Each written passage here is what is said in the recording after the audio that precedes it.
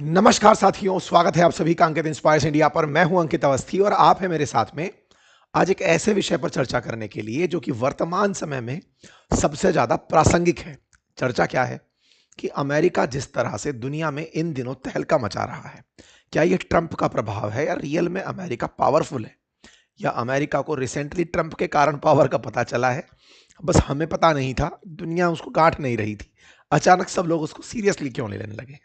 इन सारी चर्चाओं को आज हम इस तर्ज पर लेकर चल रहे हैं कि क्या कारण है कि दुनिया का जो भी क्षेत्र हो वहां अमेरिका टॉप पर बैठा हुआ है।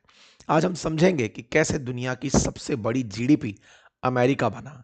आज हम ये समझेंगे कि कैसे वो अपने हितों की पूर्ति के लिए सरकारों को पलट देता है। आज हम ये समझेंगे कि दुनिया की सबसे बड़ी बेस्ट कंपनीज अमेरिका में ही क्यों खुलती हैं। अपने पसंद के लोगों को सत्ता में बिठाना और नापसंद के लोगों को जेल में डाल देना अमेरिका आफ्टर ऑल कर कैसे पाता है। ये सारी वो बातें हैं जो केवल इसलिए जानना जरूरी है क्योंकि जैसे अमेरिका ना केवल सरकार गिरा रहा हो, बल्कि अब तो वो दुनिया के डिसीजंस भी लेने लगा है। और ऐसे में सद्दाम हुसैन को जेल में डालना हो, मारना हो, या फिर मादुरो को उठा ले जाना हो, या लीबिया के गद्दाफी को पलट देना हो, ये सारे काम अमेरिका इतना बखूबी करता है कि दुनिया का कोई भी देश उसके सामने मुंह नहीं खोल पाता। ऐसे में सभी के दिमाग में एक बहुत बेसिक सा प्रश्न बनता है कि after all America super power बना कैसे। अमेरिका ने ऐसा क्या पाया, अमेरिका ने ऐसा क्या किया।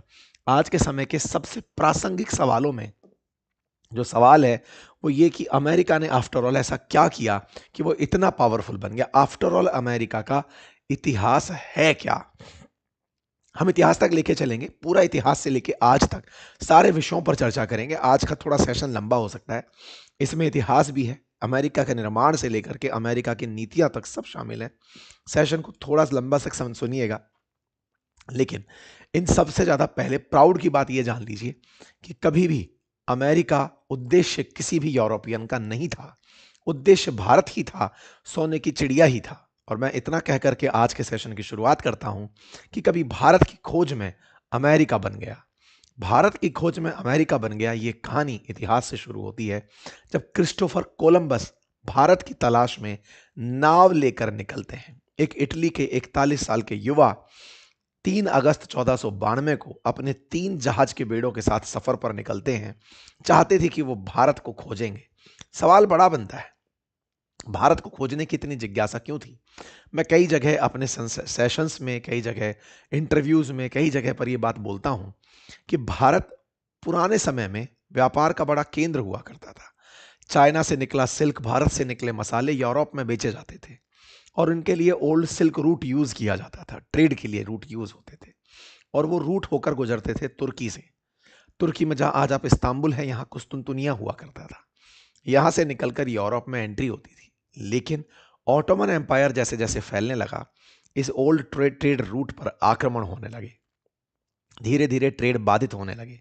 भारत जो व्यापार करता था उसके बदले सोने के सिक्के लेकर आता था। धीरे धीरे भारत से जाने वाला जरूरी मसाले, सिल्क जैसी चीजें, कॉटन, ये सब जब पहुंचना बंद हुआ तो यूरोपियंस को भारत की तलाश होने लगी, क्योंकि उनकी जरूरत थी ये, और उनकी तरफ से दिया गया मेटल भारत में पहुंच रहा था। इसलिए भारत सोने की चिड़िया बनता चला जा रहा था, क्योंकि गोल्ड हमारे पास आता था।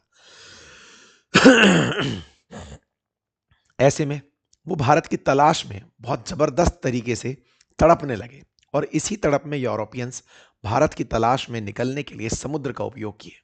उन्हें यह लगता था कि यूरोप से अगर पश्चिम की तरफ चलेंगे तो जो पानी है यूरोप के बाद का, उस अटलांटिक सी को पार करते ही इंडिया मिल जाएगा। उन्हें ऐसा लगता था कि सामने ही है भारत, उन्हें भारत सामने है, ये फीलिंग थी। यही कारण था कि कोलंबस 1492 में जब निकला, उसे लगा कि अटलांटिक सी जैसे ही मैं क्रॉस करूंगा, मुझे सामने जो लैंड दिखेगी वो भारत होगी। बस यही सोच करके वो भारत के लिए निकला निकला और यही कारण है कि जब लोकल लोग उसे वहां पर मिले तो उसे लगा वो भारत आ गया है। इसी कारण से उन्हें इंडियन ही कहा गया। भारत जो कि इंडिया था अंग्रेजों के लिए, वो उसे रेड रेड इंडियन पुकारा।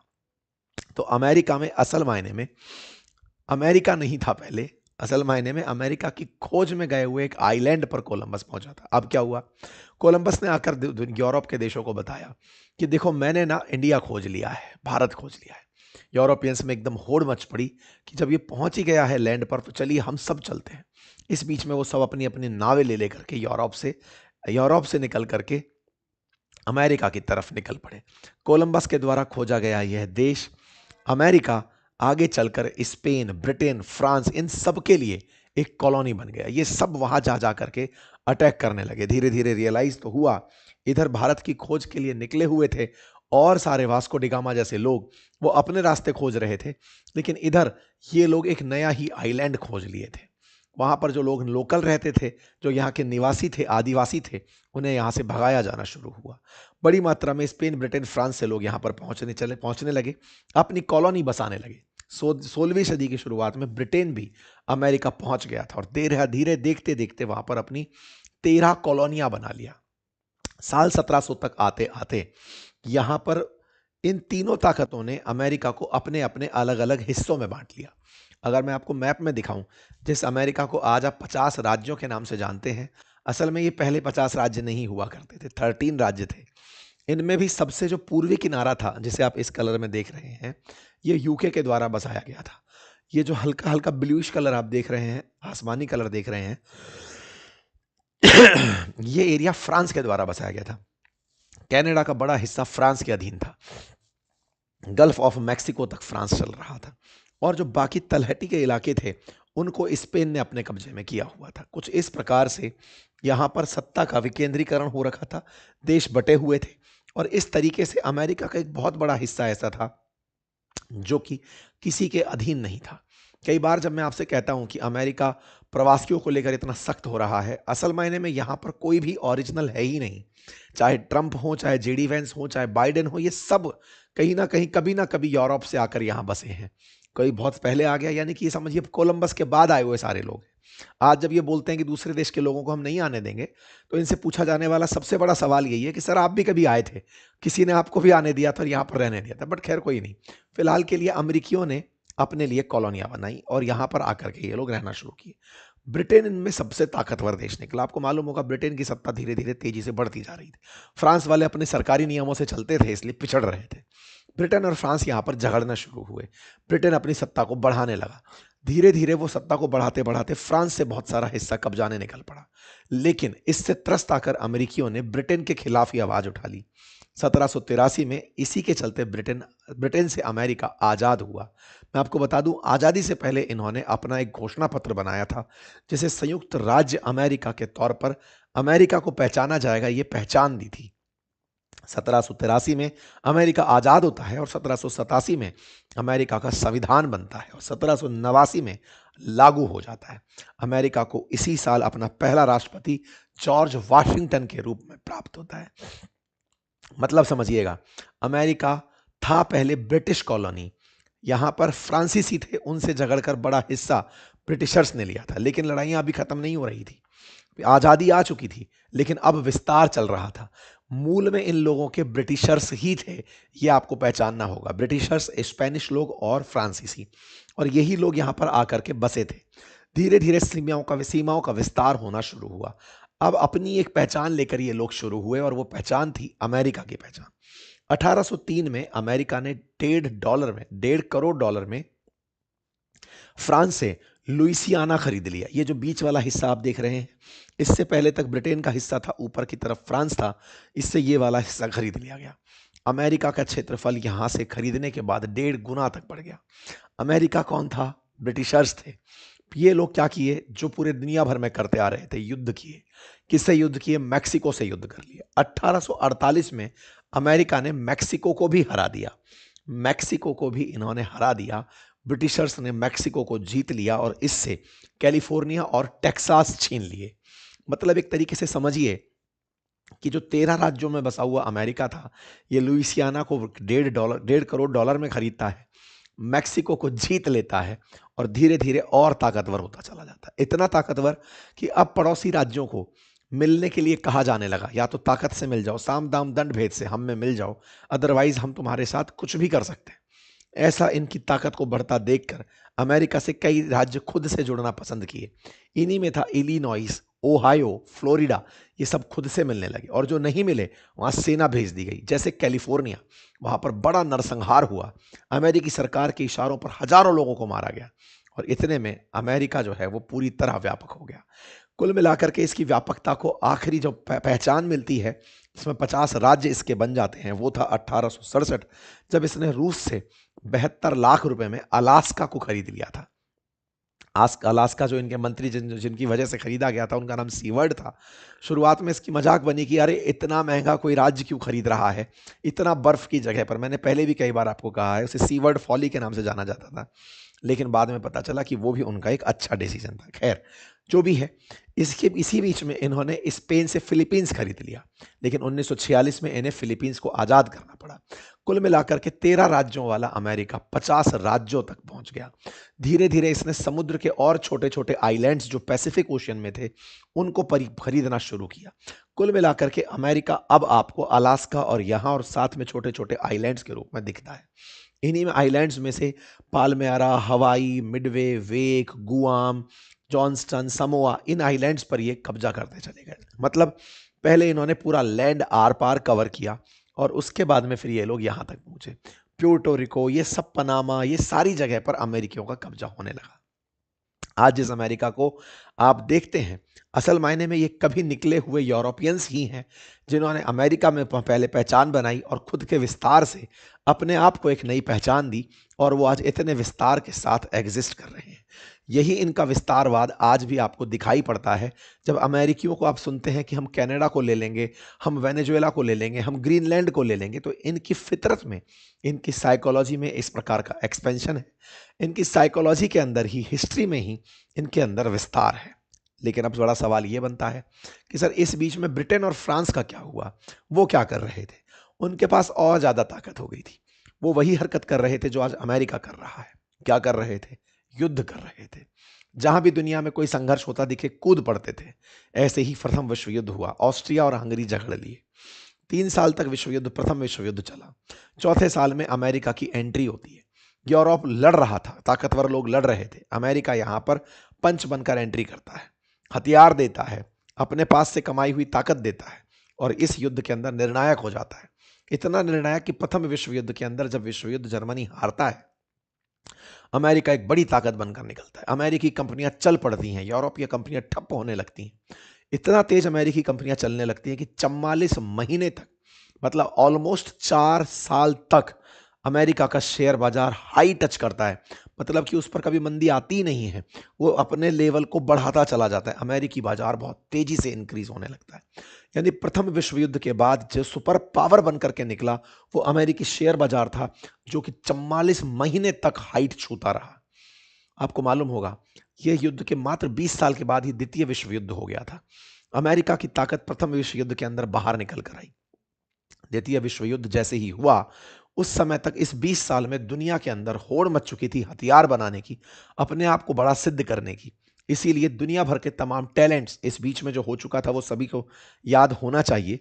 प्रथम विश्व युद्ध के अंदर जर्मनी में बहुत से यहूदियों पर, जर्मनी के अंदर इस तरह का व्यवहार हुआ कि जर्मनी हारा यहूदियों की वजह से है, तो जर्मन में हिटलर पनपा, और उस हिटलर ने यहूदियों के खिलाफ मोर्चा खोल दिया। और इसी मोर्चे में बहुत से यहूदी भागकर ब्रिटेन जाने, बहुत से यहूदी भागकर और देशों में जाकर अपनी जान बचाने लगे। इन्हीं में से थे आइंस्टाइन। आइंस्टाइन जैसे वैज्ञानिक यहीं से निकल करके अमेरिका गए थे, जो कि एक यहूदी थे। कुल मिलाकर के बड़ी संख्या में टैलेंट अमेरिका में प्रथम विश्व युद्ध के बाद शिफ्ट होना शुरू हुआ, और वो वहां जाकर अमेरिका को और ग्रेट बनाने लगा। क्योंकि अमेरिका ने प्रथम विश्व युद्ध में निर्णायक भूमिका निभाई थी, तो बोले द्वितीय में भी ये हमारी इज्जत बचाएगा। अमेरिका में भर भर के ये लोग पहुंचने लगे। अमेरिका इसी बीच में न्यूक्लियर बॉम्ब बना लेता है। Nuclear bomb second world war, जो 1939 से शुरू होकर के 1945 तक चला, उसमें निर्णायक साबित होता है, जब जापान पर हिरोशिमा नागासाकी में अमेरिका न्यूक्लियर बॉम्ब गिरा देता है।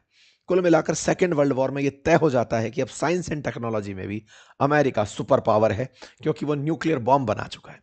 द्वितीय विश्व युद्ध के अंदर अमेरिका के साथ, ये हम कई बार बता चुके हैं, सोवियत, रूस, फ्रांस, ब्रिटेन सब एक ही तरफ से युद्ध लड़ रहे थे।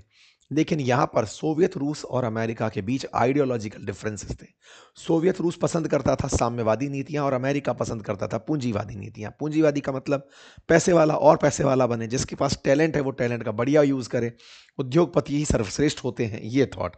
और साम्यवादी में था कि सर्वहारा वर्ग का शासन, गरीब जनता के हाथ में सत्ता का केंद्र हो, कोई बड़ा उद्योगपति ना हो, आम जनता अपने हाथ में कंट्रोल रखे। एक्सट्रीम दोनों ही थॉट्स खराब हैं, इसी के चलते आज दोनों ही थॉट सर्वाइव नहीं करती हैं। मध्यम मार्ग आज दुनिया के बीच में अपनाया जाता है, जिसे आप मिश्रित रूप से जानते हैं।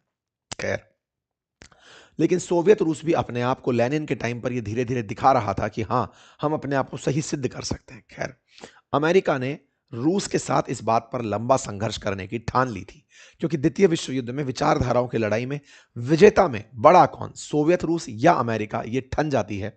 शुरू होता है कोल्ड वॉर, और कोल्ड वॉर में अमेरिका सोवियत रूस को नीचा दिखाना शुरू करता है।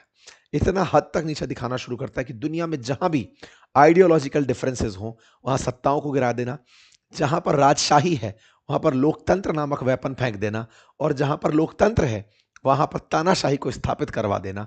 अमेरिका मल्टीपल टाइम यही करता है। जैसे आपने हाल ही में देखा, पाकिस्तान के अंदर बढ़िया इमरान खान सरकार चला रहे थे, पलटा के आसिम मुनीर को टिका दिया।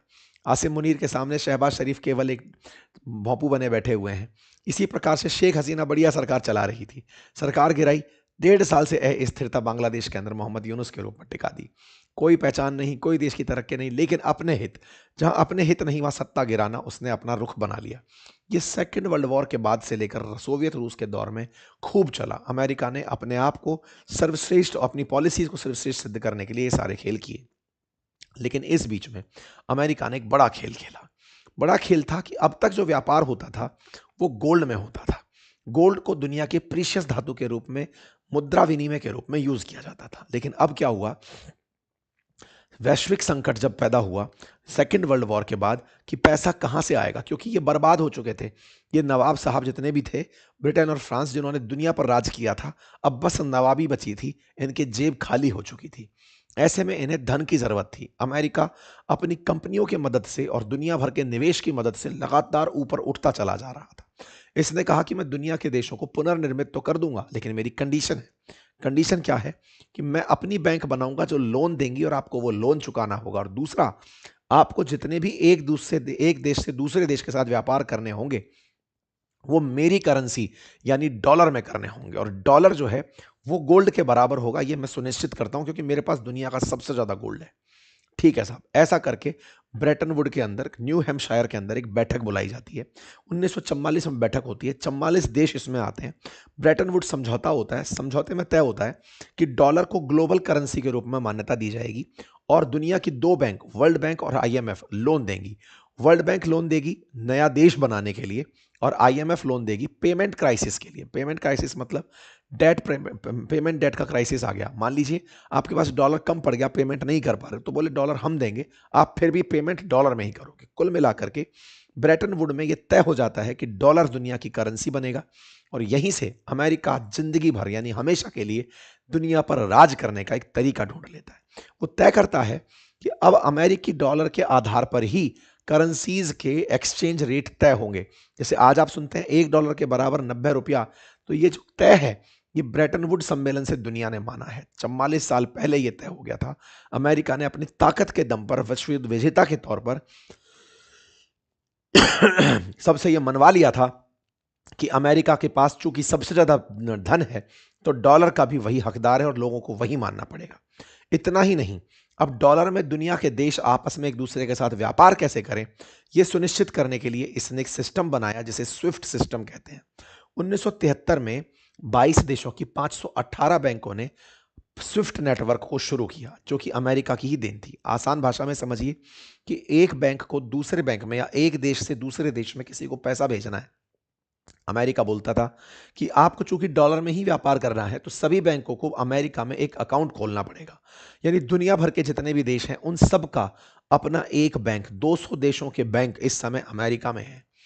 वहां पर होता क्या है, आपको अंतरराष्ट्रीय व्यापार डॉलर में करना है। जैसे आप कई बार सोचते हैं ना, भारत ने इतना माल खरीदा, इतने डॉलर में खरीदा, ये डॉलर आता जाता कैसे है? तो इसका तरीका यह है कि अमेरिका ने दुनिया भर के बैंकों को अमेरिका में खुलवाया और कहा कि आपको अगर मान लीजिए इंडिया के बैंक को दुबई से पैसा लेना है, दुबई को माल बेचना है, दुबई से तेल खरीदना है, जो भी करना है, तो जो पेमेंट होंगे वो डॉलर में होंगे और डॉलर के लिए अमेरिका ने अपने आप बैंक बना रखी है। आपकी बैंक से कह रखा है कि आप वहां पर डॉलर दिलवाइए, अपना रुपया दीजिए, डॉलर में कन्वर्ट करिए, डॉलर से दूसरे देश के बैंक में पेमेंट करिए, दूसरा देश की बैंक पेमेंट डॉलर से अपनी करेंसी में कर लेगी। यानी कि दोनों प्रकार से, मतलब कुल मिलाकर के ऐसा समझिए कि अगर आपको अपने देश से कोई भी पेमेंट करना है तो दूसरे देश की बैंक में जाएगा डॉलर के रूप में, डॉलर से दूसरे देश की बैंक में ट्रांसफर होगा। मतलब आपका ही पेमेंट है, अपना रुपया पहले डॉलर में कन्वर्ट होगा, डॉलर में कन्वर्ट होकर दूसरे देश को भी डॉलर में पेमेंट होगा, फिर डॉलर से वो उस देश की करेंसी में कन्वर्ट होगा। इस प्रकार का कन्वर्जन सिस्टम स्विफ्ट नेटवर्क के माध्यम से ये लेकर आया। आज दुनिया के 200 देशों की 11,000 बैंक इस नेटवर्क से जुड़ी हैं। अब आप सोचकर देखिए कि ना केवल डॉलर में पेमेंट करना है, बल्कि डॉलर में पेमेंट के लिए बैंकें भी, जैसे आज आप और मैं पेमेंट कैसे करते हैं। अगर आप किसी बैंक में, या मान लीजिए मुझे पैसा यूपीआई कर रहे हैं, मेरे पास अकाउंट एसबीआई में है, आपका पीएनबी में है या एचडीएफसी में है, किसी भी बैंक में, तो आपने जैसे ही पैसा ट्रांसफर किया तो बैंक से बैंक बात कर रही है, रुपए से रुपया बात कर रहा है। ऐसे ही इसने विश्व रूप में यह लागू कर दिया कि इस बैंक से डॉलर उस बैंक के डॉलर में जाएगा, उस बैंक के में डॉलर बनकर जाएगा और वहां से उसकी लोकल करेंसी में होगा, यानी कि डॉलर ही आपको एक्सचेंज में दिखाई देगा। अमेरिका ने डॉलर की प्रभुत्व को स्थापित करने का एक और काम किया और वो काम था, दुनिया में अगर कोई देश तेल बेचना चाहता है या तेल खरीदना चाहता है तो भी पेमेंट डॉलर में ही करेगा। इस व्यवस्था को पेट्रो डॉलर व्यवस्था कहा गया। मान लीजिए कि अगर सऊदी अरब को या फिर वेनेजुएला को या ईरान को, इराक को, जिस भी देश को तेल बेचना है, वो डॉलर में ही तेल का पेमेंट ले सकता है और किसी रूप में नहीं। अगर आप ऐसा नहीं करोगे, मतलब ये पेट्रो डॉलर व्यवस्था कहलाई कि आपको क्रूड ऑयल का एक्सपोर्ट करना है तो आपको डॉलर ही लेना पड़ेगा। और सोचकर देखिए कि डॉलर के महत्व को स्थापित करते हुए अमेरिका पिछले 50 साल से यही काम करता आ रहा है। मतलब डॉलर जब ट्रेड के लिए जरूरी हो जाएगा तो हर देश डॉलर खरीदने के पीछे भागेगा। आप में से बहुत सारे लोग पूछते हैं ना कि डॉलर इतना महंगा हो गया है, हमारे देश के साथ ऐसा हो क्यों रहा है, हमने तो कहीं नोटिस ही नहीं किया है। क्योंकि अंतरराष्ट्रीय स्तर पर आप व्यापार में डॉलर ही यूज करते हैं। जो फिलहाल वेनेजुएला क्राइसिस आया, इस पर एक मत यह भी निकल कर आया कि वेनेजुएला ने हाल ही में डॉलर यूज करने से इनकार कर दिया था, लोकल करेंसीज में पेमेंट लेने लगा था, चीनी युआन में पेमेंट लेने लगा था। जो देश लोकल करेंसीज में पेमेंट लेने लगते हैं उन पर अमेरिका हमला कर देता है। यह भी एक थ्योरी डेवलप होकर आती है, जहां एक और ये थ्योरी कि अमेरिका तेल वाले देशों पर हमला करता है, वहां दूसरी तरफ ये थ्योरी भी कि अगर कोई देश डॉलर छोड़कर कोई और व्यवस्था अपनाता है तो अमेरिका उस पर हमला कर देता है। कुल मिलाकर अमेरिका का यह प्रभुत्ववाद जो है, ये साम दाम दंड भेद के पैंतरे से चलता रहा। यूएसएसआर का 15 देशों में विघटन हुआ और अमेरिका ने दुनिया भर पर अपनी नजरें गड़ाई रखी। अब एक तरफ तो था ये थी, दूसरी तरफ एक कहानी और थी।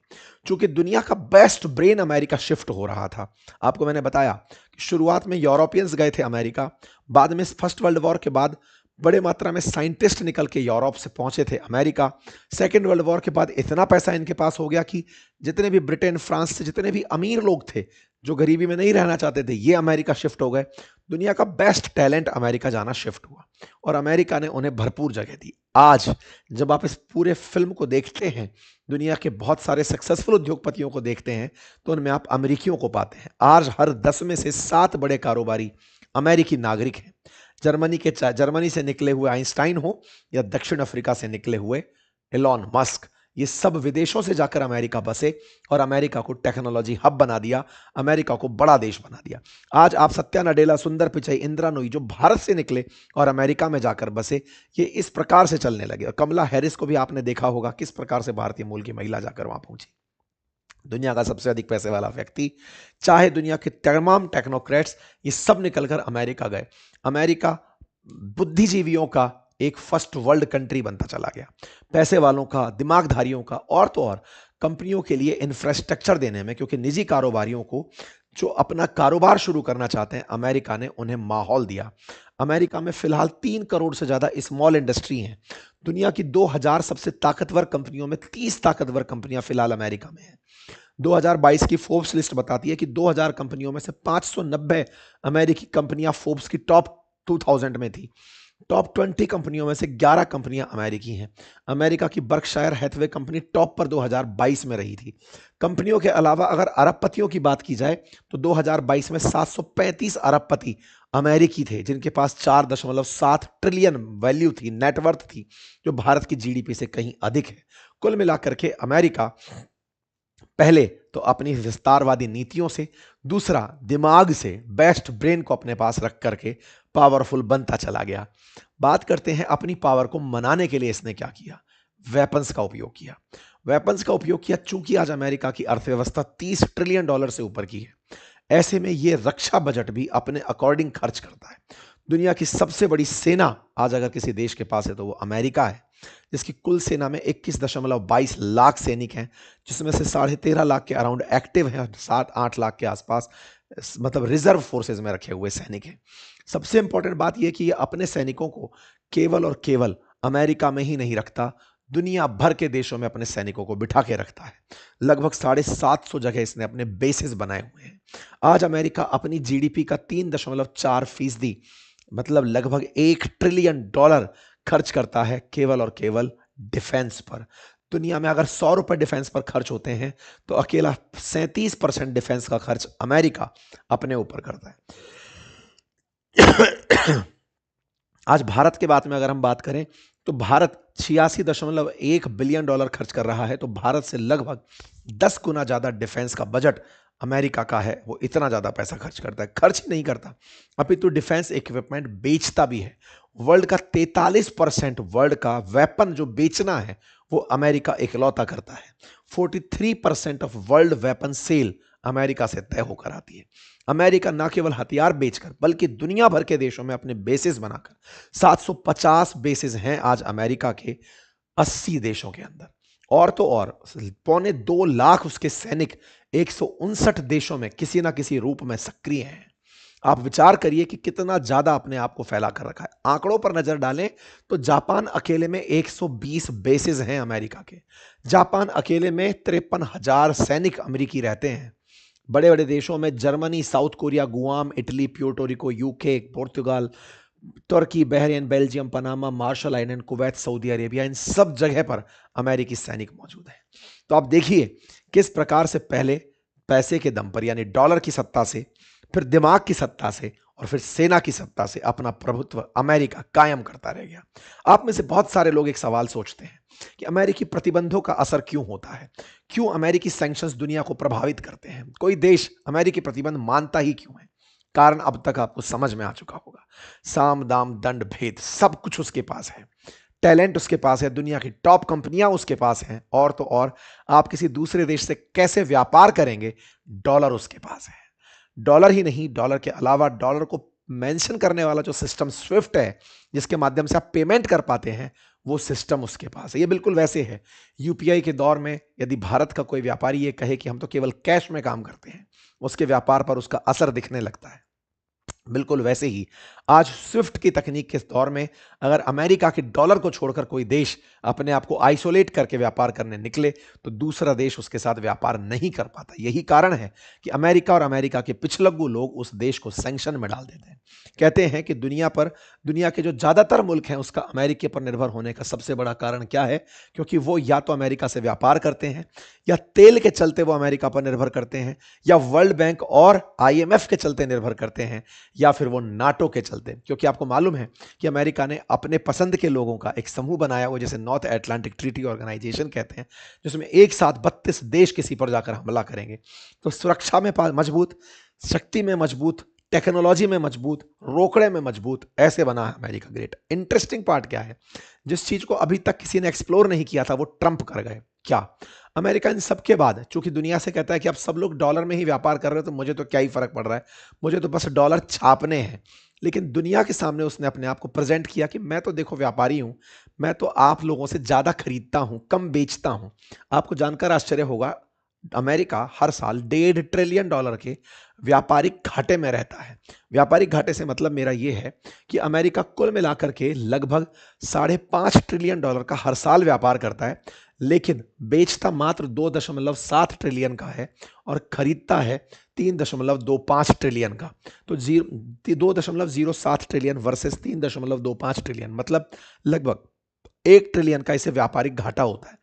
अर्थात इसे दुनिया के देशों को पेमेंट करना होता है। आप पूछेंगे कि यूएस जब घाटे में रहता है तो भी तरक्की कैसे करता है? मुझे लगता है अब समझ में आ गया होगा।